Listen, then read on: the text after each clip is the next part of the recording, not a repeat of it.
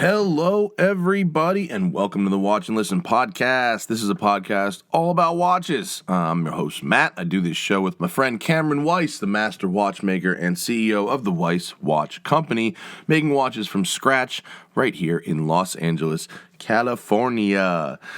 We are brought to you by Crown & Caliber. Crown & Caliber is the best place to buy a secondhand luxury watch on the internet. And this month, they've got Watch Madness going on. It's like March Madness. You fill out a bracket, pick a winner, except they are giving away $1,500 store credit, good to anything in the store. And considering they're stocked up with some really tough-to-get Rolex steel sport watches, winning Watch Madness could be the only way on the planet that you're getting a discount on a Pepsi Jubilee Rolex or something to that effect. I'm not going to dwell on it because the whole show is about Watch Madness. So we're also brought to you by Beeline Coffee. Beeline Coffee is the official beverage of the Watch and Listen podcast. And listen to this. That is the Roasted Tire 3.0. It's got my Lambo on the bag. It's delicious. I'm drinking it every morning. I'm stocked up with the stuff. It's got a lot of caffeine in it as well. It's a medium roast. It's medium body. It's got a lot of flavor. It is very, very nice. Use code TST at checkout. Get 15% off your entire order at BeelineCoffee.com. All right, on this episode of the Watch and Listen podcast, like I said earlier, it is Watch Madness. Cameron and I are doing our brackets. You know, a lot of people email me and ask me, what watch is better, A versus B? And I am almost always hesitant to put a better on it. It's usually the answer is whichever one fits your wrist better, or whichever one makes you feel more special, or whichever one looks better with the kind of activities and outfits you wear. There isn't usually a better, except today, where there's definitely a better. Today we are actually picking winners on the Watch and Listen podcast. Here we go.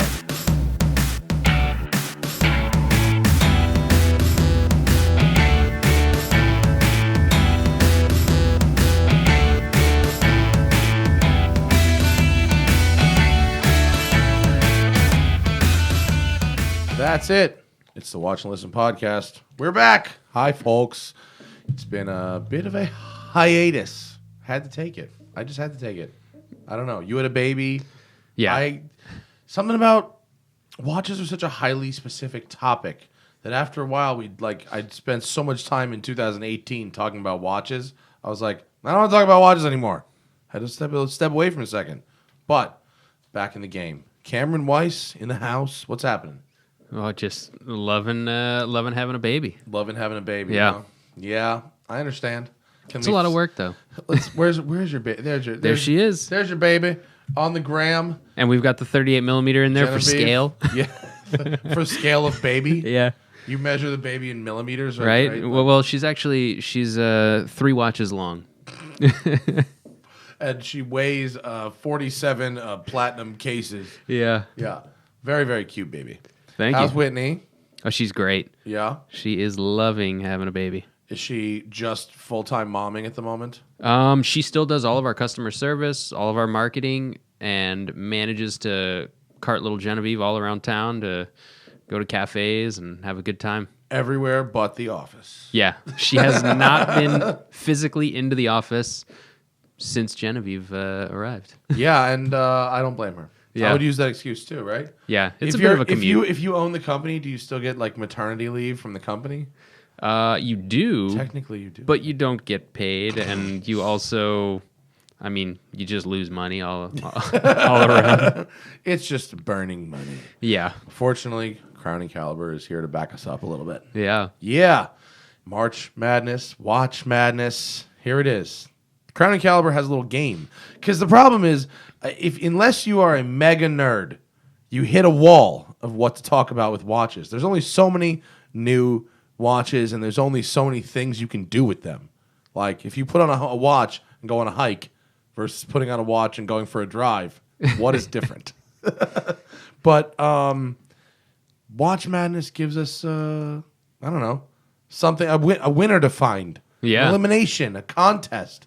I don't know. Something. It's cool because you get to discover watches you might not normally know. There's a lot of like weird variations of Planet Oceans and weird variations of whatever they've got out there. And so you get some kind of like oddballs that might be previous year models that are different. And you might not have known that they made a Nautilus like that. Good point, Cameron Weiss. That's a very good discovery. point. A discovery. So they sent us some bracketage. I got my bracketage here. You got your bracketage? Yeah, I've got mine. I didn't fill mine out because we're gonna do it live on the show. We're at the Sweet 16 right now, and you can play at home. You can go to crownandcaliber.com. I suggest maybe that you pause this podcast, go fill out your bracket, come back and join us. We'll wait. We'll be here. We'll be here. It's gonna be. Wait, just hang on. Let's record some. We're here. We'll be here. No, okay, we're here. We're here. Assuming you've paused and come back. I don't know. 3 minutes or so into the show. It's Watch Madness. We got a bracket up, the Sweet 16. We got a bunch of these watches in studio, including Superfly, Pepsi GMT. Yeah, and I didn't realize, looking at the pictures, I don't see a Jubilee bracelet on there. So I didn't know it was the new stainless. If you see that one up here, right? The Rolex Pepsi GMT. I don't see a Jubilee on there. So that throws off my bracket. It seems someone has swapped a picture of the old GMT. Yeah, serious flaw. And we actually have the new one here. That's a good point. Right? I think the new one right now is hotter than the vintage. That's a very good point. Right? Well, kind of skews mine. I had Batman going all the way on that side, but I don't know if Batman beats out Pepsi GMT. We have new Batman and new Batman Jubilee. Right? Yeah, we'll get there later. Didn't we call that? Didn't you call that? I did not. When we said, I bet Carl Ruiz called it. Oh yeah, right? No, I think he said they're just going to re-release it with the new movement, the Jubilee bracelet, and Carl Ruiz was right, as he usually is. So what should we do? Should we just go through each possible matchup? I think sure. Start at the top left as you do. Work our way down. For me, it's got to be the Lange over the Omega Speedmaster. So our options are the Lange 1, which is a really really cool piece. We don't have one. No, they didn't send us that one. And then an Omega Speedmaster, which we've spent so much time talking about the Speedmaster. And it looks like every other Speedmaster. Looks like every other Speedmaster. It's a normal Speedmaster. Yay, Speedmaster. I vote Lange 1. Right, that's what I put down. Lange 1 moves on. That's what Cameron's got as well? Yep. All right, perfect. Then we've got the Omega Seamaster 300 meter, which is there. Isn't that Mr. Wavy? Yeah. And then Mr. Planet Ocean. You want to take a look at that? Old Mr. Wavy bezel. Yeah. Thaddeus, my friend, has one of these. He likes it. I can't deal with the wavy bezel. Really? The wavy bezel is a no for me. It's not a real easy bezel to turn if you actually want to use it like in the water, but I just think it looks so 90s. Yeah, it definitely does, but the price that they go for is so low. Yeah, aren't they like $2,000 or less? Yeah, you could pick them up for less if you're really a sharp shopper online. I guess you do have a quality tool watch for a reasonable price. Yeah, simple movement too, so it's so 90s. Inexpensive to fix. It's so 90s. It really is. But hey, it'll come back, I guarantee it. What? 90s will be in style at some point, these 90s watches. Yeah, Carl keeps telling me that. Carl told me I should buy this Rolex. That's a Rolex Yachtmaster 1 from 93. It's like a 39 millimeter. And it has a white dial and it's all gold. Yep, I know those bezel. ones. It has Does that one have the black? What are those? The black dots. Yeah, the black dots. Yeah. It's heinous looking. It's so. Hang on, let me find it. It is so ugly. Let me find the 1994 Yachtmaster Gold. It's so. Bleh. I mean, there's a reason they've redesigned that watch twice now since then. Yeah. Here it is, and it's brutal. Ooh, that's the one with the mother of pearl dial with sapphire. Yeah, that was the first and one. Diamonds too. Wow. Yeah, that one was no bueno. Wait, it was. Or here's the black. Right. Yeah. Yeah, the black is better, but wait, what is the black? Is that opal or something? I don't know. I forget what the black style is. Yeah, opal. That sounds good. Yeah, I'll go with opal on that one, Bob. Yeah, that one. But it's just hideous. Oh no, where'd my bracket go? Oh no, I lost it. What is? There it is. Sorry. Sorry, right. people. I lost it. Okay, so we've got our Seamaster 300 meter wavy bezel, and we've got Planet Ocean. Planet Ocean. How do you not go Planet Ocean? Right. You have to go Ocean Planet Ocean. is the best Seamaster. Yeah. It's got the in-house movement, coaxial caliber, longer power reserve, ceramic or the Cerachrome in the bezel. No, ceramic. Cerachrome is Rolex only. Oh, not sir. Cerachrome. Liquid metal. Sorry. It's all the same, but Is they call it liquid metal? yeah. So Liquid Metal is actually they're a local company here in Irvine, and Swatch Group licensed that technology for watches. So they actually shoot the metal into the cutout ceramic, because having multicolored ceramic is really tricky, which is why the Rolex with the whole Rolex split Pepsi charges and Batman, so much more for it. Yeah, took a while for them to develop and all that. Yeah. So are you team Planet Ocean on this one? I'm Team Planet Ocean on this one. Fully team Planet Ocean here. Yeah. I also think in my shallowness, the Planet Ocean just looks like more baller. Yeah. My shallowness says, and also my Carl Ruizness says, let's just look at the hands. The Planet Ocean hands smoke those weird hollow 300M hands. Yeah, they really do in a side by side. Right? How much better are the hands of the Planet Ocean? Yeah, you almost can't even see the 300. Right? Well, Must tell time. yeah. Bracket number 3. The Planet Ocean moves on. We've got the IWC Portuguese Perpetual Calendar in gold, bro. This thing is gold. This is some heavy heavy duty shit, this watch. This thing is wrong button. This thing is it's beautiful, but it's also very quite pretty. large. It's very large. I have to say that I had the pilot version of this, the same movement, perpetual movement, and you just heard me say had because I just sold it. I had it for a year, and I thought it was the coolest thing ever, and then I didn't wear it for 6 months because it was so big. I couldn't wear it under any long sleeve shirts. Literally wouldn't fit under my my long sleeve shirts. And I think the Portuguese case might be, let me see that, might be slightly, no, it's not. It's just as thick, and it's even heavier because it's gold. Yeah. This is such a cool movement, and watching it move over through the leap year, which I really enjoyed in February. You had it for the best year. I had it for the best year. I had it for the leap year. But when I went to the IWC store, I think I talked about this on the show. When I went to the IWC store to get it serviced, the experience was no bueno. Yeah, that's a bummer. They had tons of inventory they were desperate to get rid of, and they were very pushy with the sales. And you could get anything you wanted at any time. And Rolex or dick bags for hiding the stock. But once you get one, you're yeah, I got one. Now what? You know what I mean? It's like anything else. It's like the club's full of assholes until you're in the club. You know what I mean? The verses for that one was this fire. It was so fire that Crown and Caliber couldn't send it to us because they sold it. This Patek Nautilus annual calendar. Cameron. And not just any annual calendar. This one's signed Tiffany & Co. Yeah, Tiffany. So it's Tiffany extra dial. special. Tiffany dial. Yeah. You know what? I kind of I kind of dig the intersection of the date window and this wheel, which I guess is a GMT hand, right? What is it? Wait, what is that hand? Oh, this hand? Yeah. That's going to be your... It's a 24-hour hand, right? No, that's your... Yeah. My right? bad. We're both dumb. I got confused. We're both dumb right now. Yeah, this other hand is a 24-hour hand. Yeah, because you got Monday, March 26th. Right. Yeah. But I would say if I had to choose an IWC over a Tiffany dial Patek, Cameron? I went Nautilus because the Tiffany & Co. Oops.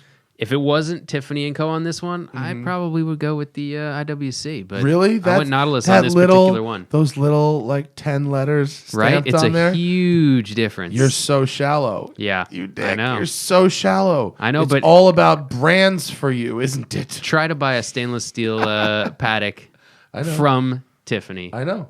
A Nautilus at least. You know? My dad's the chairman of the board at Tiffany. Yeah. It's there. I can't get one. I'm telling you, I can't get one. Yeah. I had the conversation with my dad. Like, even he really can't, like, he could get one, but he'd have to really be a dick to a few people to do it. Yeah. It's not. It's like they're impossible to get. Oh, I know people who are just buying any Patek. Yeah, the line is They line's just like buy 30 anyone. years long. You get like a phone call from them, and they're like, "We have this this weird looking old school Calatrava or something that nobody wants. Yeah. Will you buy it? It will put you a little higher on the line for that stainless steel Tiffany signed one." Yeah, but if you go to Beverly Hills, you see a lot of Nautiluses. I don't know Yeah. where they're getting them. Yeah. I don't know if they're bringing them in somewhere else. Well, they're probably not Tiffany signed. No, they're not. Yeah. But there's a lot of them. Yeah. What do we got here for next one, number 4? So we both agree Nautilus there. Nautilus. Okay. Yep. Ooh, okay. Here's an interesting one. Daytona steel bezel, white dial, which we have in studio, versus a Panerai radio mirror 44, right? On I believe so. on an alligator strap. So this is a tough one. Possibly the most legible watch in the business Against the most illegible watch in the business. What is the retail? I agree. The retail on that Daytona, I think, is probably around like 12 to 15. Yeah. I think it's around 15. Yeah. I don't want to misquote myself, but I think that's what it is. And that radio mirror is probably half that, right? I don't think so. I mean, maybe. It depends. I mean, this is a micro rotor in-house movement, so it's... Yeah, but it ain't gold. No, it's not That's gold. stainless steel. Yeah. Yeah. But stainless Panerai steel. prices have been a little crazy as of late. Crazy? Why crazy? What kind of crazy are we talking about here? What level of crazy? Like $20,000 for time-only watches. Oh, well, I mean that we could do. Yeah. We could do probably an entire show on $20,000 for time only watches. Yeah. But Panerai, I mean, it's tool watch. I don't know if I see the $20,000 MSRP on a... No. Yeah. I don't think this is 20 grand either. Yeah. For me, because everyone loves the Daytona and I can't tell time on it, I will always vote against the Daytona. I went with the Daytona because everyone shit. loves a Daytona. Oh no. I'm just flowing with the C on that one. Yeah, and I'm like, fuck you, Daytona. I'm not about it. I'm not about it. I'm out. So Cameron and I, all right, our brackets diverge. Yeah. At the bottom left corner, where he goes with the Daytona and I go with so this Panerai, I asked Crown and Caliber for this Panerai, which is a 47 millimeter Luminor. 3 days, 1950. Nice piece, right? Sapphire sapphire crystal. And I asked as a loaner because I wanted to like maybe trade the Black Dial Explorer for it. But then this radio mirror showed up, and it's like, oh, it's got that same pretty dial, but the case is more comfortable. It's thinner, and it's kind of more awesome, maybe. Yeah. Kind of more awesome. Yeah, it's a little more low key without the crown lock as well. Yeah, the crown lock. My girl hates the crown lock. Yeah, like I think it's kind of cool. I think it's like the crown lock is like a super like only Panerai has the crown lock. Yeah, but my girl thinks it is the douchiest. I go, what do you think about this? She goes, ugh. I go, I'm thinking about trading my Explorer for it. She goes, no, don't do that. But yeah, all right. So we diverge there. Let's go to the top right corner. We've got a Rolex President in white gold. In the white gold with a nice vintage patina. It's a 36 though. It's little. Yeah, It's a little but hefty. It's a little. And it is, yeah, the weight of it, does it weigh about the same as the new stainless steel Pepsi GMT that you have in your other hand? It's heavier. Yeah. It's heavier? Yeah, Smaller it's heavier. and heavier. Smaller and heavier. Yeah. That's why white gold is the shit. White gold is like super DL pimping. And only you know. I mean, anyone who sees this is just going to think vintage steel. Yeah. They're not going to immediately jump to white gold. Although, what was the President always precious metal? It should be. It should be, right? Yeah. So if you identify the President bracelet, which is slightly different from the Jubilee bracelet, then usually, yeah, you'd have to be a pretty seasoned thief to know, to be like, oh, that's the white gold one. The thieves will know. Yeah. Yeah. I mean, I wish so, like, if at Basel, Rolex was like, were coming out with a President 42, I'd be like, praise Jesus. I would be all up on a President 42. I mean, I couldn't afford one, but I would be very excited. Presidents are always so small, though. What's the current size on them? Is it? I think there's a 40. 40? Okay. I think there's a 40, right? I don't even know on those Oh, ones. no. We're not coming off so experty here. not that I ever pretended to be. Hold on. I'm actually, oops. I think it's a 40. Rolex date 40, I think is the new one, right? I think it is. Let's find out. I know they've got a bigger one now, but it's, I mean, they have bigger than 36. Well, that's a fun animation. Lots of gold. Oh my God, so much gold. Whoa, whatever that dial is, it rules. Date 40. Okay, 40. Yeah, there we go. 40's pretty good. 40's good. You know, with the wider fluted bezel. Yeah, it looks a little bigger. 40's pretty good. I'll give them that's significantly bigger than the one we've got here. Yeah. Versus the new stainless steel Jubilee braceleted Pepsi GMT. Slide it under the camera, Cameron. This one, I think they just wanted to include this one because they want us to tell people that they have one that you can buy. Actually, they have 3 that you can buy. Wow. Yeah, and I think they want I think they're like 18 or 19 grand. Yeah. But I think the retail is like 12, and you can't get them. Yeah. So that's the premium. Anywhere I've seen them, they're around 20 grand to buy one if you just want to buy one. What do you think? Worth it? For me, no. It's a cool watch. It's an amazing watch at the $12,000 price point. Their MSRP's right on, but I really don't like the whole like. There's just I don't understand. It makes no sense hype? to me. You don't understand the restricting the market and the hype. I'll tell you why I sympathize with Rolex. And this watch is extremely comfortable. Yeah. And this is from someone who spent a lot of time wearing Rolex sport watches. This is really, really comfortable. Yeah. The Jubilee bracelet is so much more comfortable than the Oyster. It's unbelievable. Yeah, it rules. Yeah. It's really, really nice. And Carl Ruiz would be very happy to see that they have tapered off the new case a little more. Oh, yeah. It's not as square as the Batman case. Yeah. But I spend a lot of time in a lot of airports.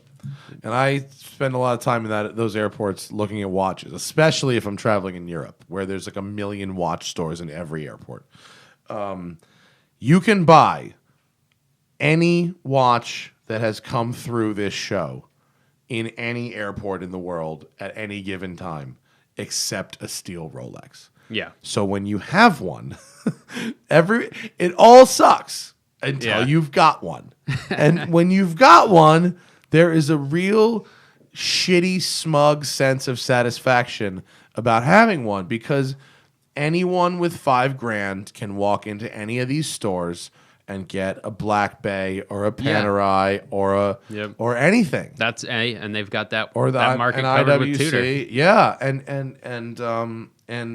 the fact that you just can't get one, even though plenty of people could afford it, is how the people who do have one get to feel a little more special. Yeah, I'd be lying if I didn't feel that way myself. Yeah, like I almost always, and I can't tell you that it's like pure shallowness, but it's a high level of shallowness that drives me to almost religiously put on a Rolex watch if I get on an airplane.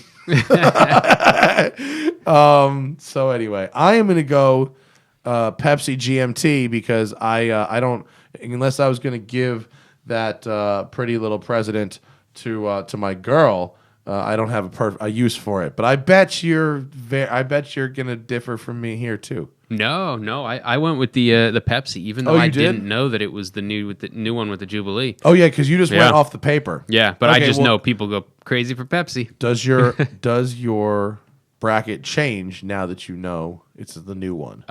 It definitely changes. It would. Yeah. Well, we'll get there. Oh, okay, but then it domino affects the whole rest of your bracket. Oh yeah. All right. Well, you're sticking to it. Okay. All right. Next up, we got a Rolex Hulk and a Rolex Coke bezel GMT. We don't have either of those. No, we do not. But that's okay.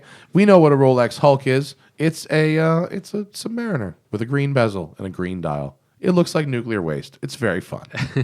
Very fun. Although I think it's not as pretty as a Kermit. And then you have, oh, you know what? My lack of preparedness should have gotten these pictures up ahead of time. I'm sorry, folks. And then you have a Rolex Coke bezel, which is the sort of similar to the Pepsi, black and red. Cameron, what do you say? What do you say? What do you say? On that one, I went Hulk. Yeah? I like the Why Hulk. do you say that? Why Hulk? Why Hulk over Coke? I think the Coke is a little boring compared to the Hulk. Green is good. I mean, the green is really nice. Green's pretty heavy. Emerald green. It's just, it's so unique. Yeah. To have a Rolex Submariner that has anything other than black on it is cool. Green is very fun, and it goes with more outfits than you would think. Yeah. The Coke is really cool. I like the Coke because it is really pretty rare. At least I don't know the production numbers. Maybe you would know a little better than I do, Cameron. The Coke to me is a little bit of like a sleeper. Yeah, like to me, most these people are not rare. into the Coke, and I like the Coke one a lot. I would probably go Coke over Pepsi, just because you're not going to see the Coke as much. Yeah. I think I would go Coke over Pepsi. And then if you're like a super baller, then you go like blueberry. If you've got a blueberry, like my friend Carl is like, he's up there in that echelon where it's the rarefied air of cool watches and cool things. And the blueberry is some really next level shit. Yeah. The blueberry, if you've ever seen one of these in person and it's in good shape, this is like, it's vivid. Yeah. It's really like it's so nicely blue. You think that's an original bezel on that one? I don't know about that. That bezel looks pretty good. Fresh. But the case looks real good too. I don't think that's the original bezel for that particular watch. I don't know. It's fresh though. Yeah. All right. But there's always there's new old stock sitting around. I have a box full of old Rolex bezels, fat fonts and all the stuff that people are drooling over now. Just from old watchmakers that have retired. Fake it till you make it. I just have the bezels, not the watches. Yeah. So what do you say? You say Hulk? On that one, yeah, I go Hulk. You say Hulk. I say Coke. Oh. I say Coke, my friend. Next up, we got a pair of Tudors.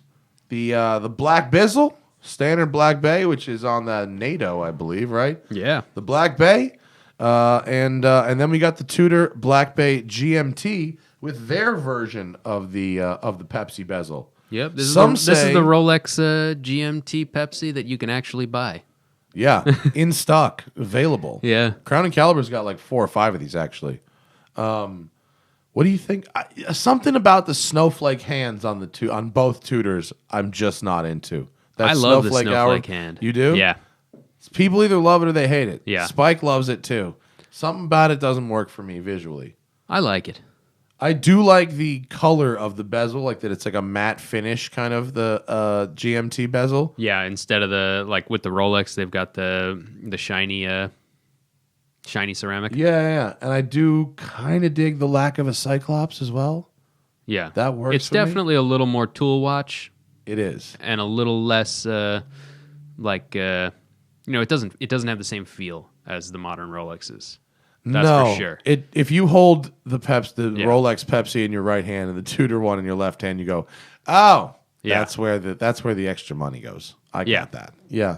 But it's an awesome tool watch for the price. It is. I am going to go the standard Black Bay on this one because I think that actually the black bezel and the black dial is a really pretty combination on this watch. I went Pepsi for this one. You did? Yeah. Damn, we differed again.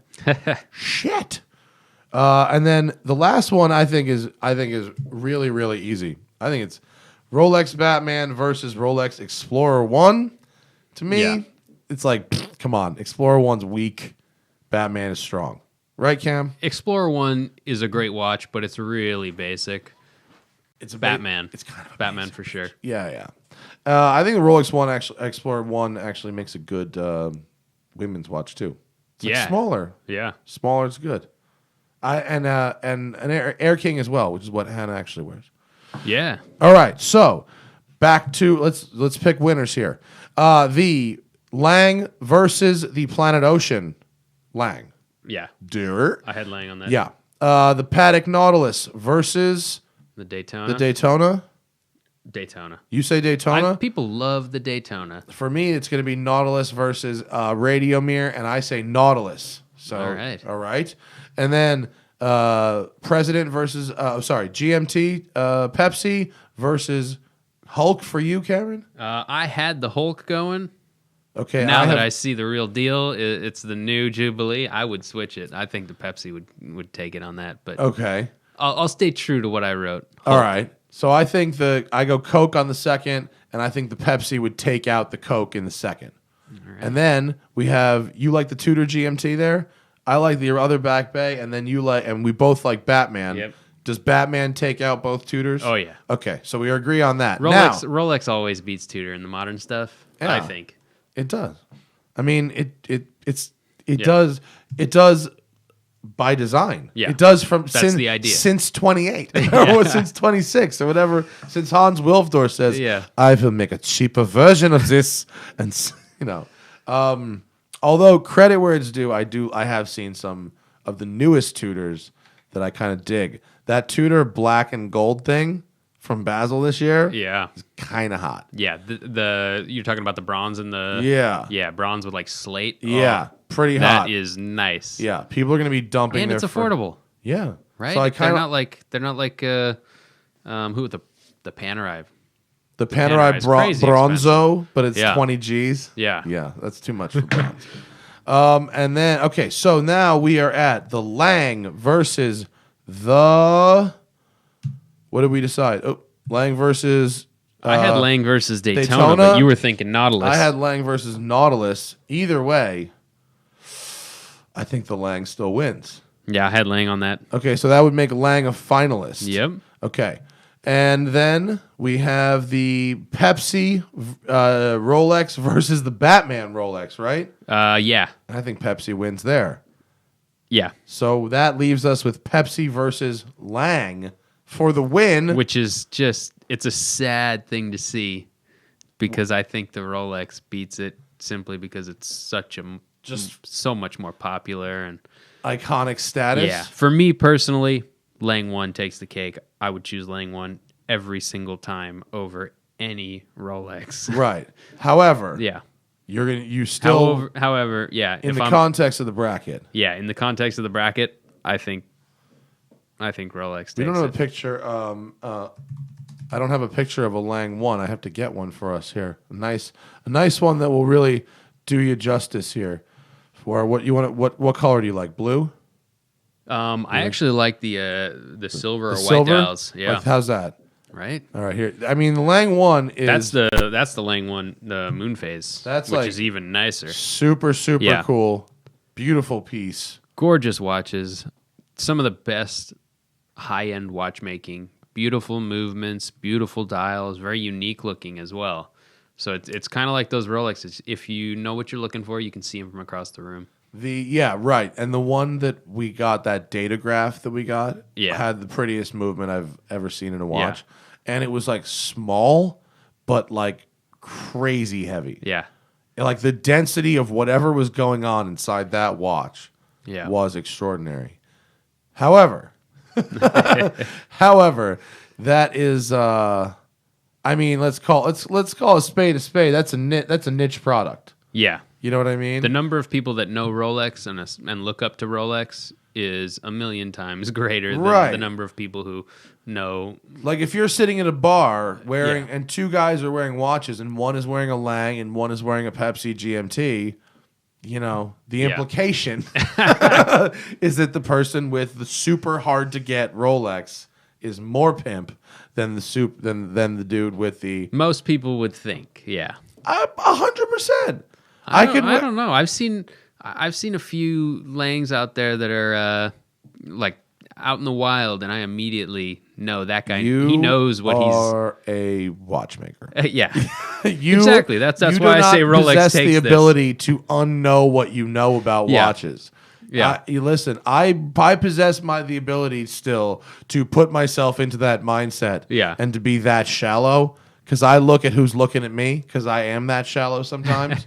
And if I wear a dope Rolex versus if I wear that IWC that is like crazy complicated, nobody gives a shit. I might as well be wearing a diesel, versus a Submariner's like, even if like to you and me, like, oh, it's the obvious choice. Everybody's got one, whatever. There's a reason you don't see fake Lange Sohnes. Nobody's. Why fake something that nobody's fronting? Uses? Yeah. So that's our Watch Madness bracket. Play along at Crown and Caliber. You can win a $1,500 gift certificate, which is that could get you possibly like this watch. Yeah, that could get you most of the way to a Tudor or something real nice. Something real nice. It would Clark. be the only way you're ever going to get a discount off of a Pepsi Rolex as well. That's true. If you want to get one of these at a reasonable price, right? winning How a discount. How cool would that be? Right. All your buddies just paid $20 for it, and you got a discount. And you got it for $18,500. Dangle that bitch right here. It is like, now that I've held one in person, it is really very nice. It feels like, people shit on this company for some of the things that they do in terms of making these things hard to get and whatever. And you know what? When you put it on, it feels nice. Oh wow! So did you spin this bezel? Yeah. So it's got an hour detents. Yeah, it's very nice feel. Yeah, like the Batman didn't. So before the Batman had just a smooth. It was a smooth spin. The Pepsi actually has a detent at every hour when you're spinning it. Interesting. That's pretty cool. I'm a fan. Someone should buy this. Yeah. Before I do. No, I can't afford that. But that's very nice. All right. That's a short episode for you right now. Sorry, but that's the benefit of podcasting. We don't have to fit into no mold. Weiss Watch Company. What's happening at Weiss Watch Company since we've circled through with you? Just grinding away, making watches. Do you have anything nuevo to show off? Nothing new to show off. On Weiss Watch Company's Instagram. What are you wearing today? Today I am wearing one of the Allen Edmonds watches, Black DLC. That's a great thing. We just shipped the last few pieces to Allen Edmonds. So if you're wanting one of the limited edition 100 pieces, that's it. 100 out of 100, and then they're gone forever. Go to allenedmonds.com. Buy it now because they're getting very low, and I just sent the last few pieces to them. From a business perspective, just out of curiosity, is when you do a deal like that, did Allen Edmonds order 100 watches from you, and then they retail them, and they're responsible for the inventory, or are those on consignment? No, they're completely responsible. So they're sold, and so Allen Edmonds physically owns those watches. Yeah. Okay. Yeah. Cool. Well, that's good. One sale. And there's like just a few left. So if anyone was waiting to buy it or saving pennies up, now's the time. Excellent. Make the purchase. That's good to know. Do we have an idea who the next collab might be? We have the idea, but we're not letting anyone know just yet. All right. Well, we'll talk about that later. Yeah. All right. I think on the next episode, we're going to talk about some of the new stuff at Basel. In the past, we haven't ever done like a current events type of show, but a lot of people were talking about Basel this year, and so we might as well be two of them. Yeah. All right. We'll see you next time on Watching This Podcast. Thank you. Bye.